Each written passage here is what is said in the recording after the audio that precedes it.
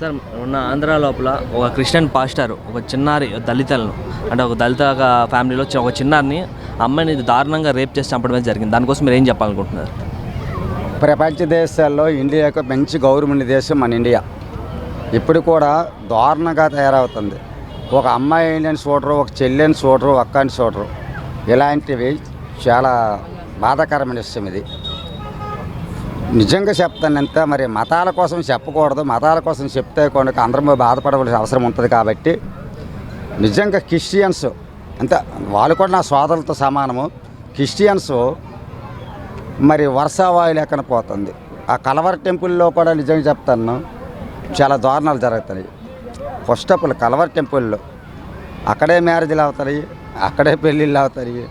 మరి జెంట్స్కి కూడా అక్కడే రూములు ఉన్నాయి కలవర్ టెంపుల్. అది నేను పనిచేసినాను కాబట్టి నాకు తెలుసు.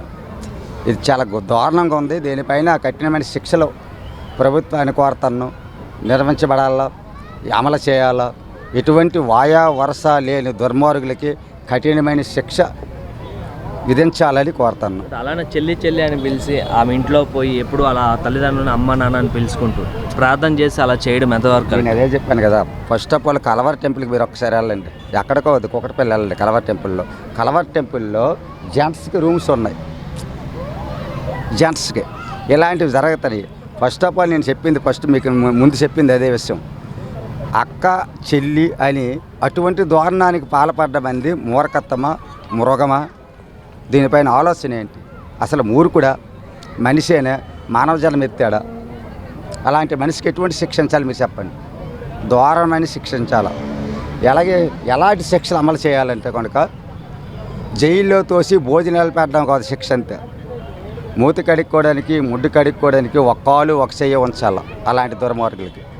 ఈ మధ్యన ఎక్కువ శాతం క్రిస్టియన్లు ఏంటంటే ఒక హిందూ టెంపుల్ దగ్గరికి వెళ్ళినా సరే దాడులు చేయడాలు, అండ్ మొన్న డిప్యూటీ స్పీకర్ పైన దాడులు అంటే వాళ్ళకి ఎక్కడి నుంచి ఇంత ఇది వస్తుంది అంటే ఒక గవర్నమెంట్ అధికారిని కూడా వదలట్లేదు వీళ్ళు.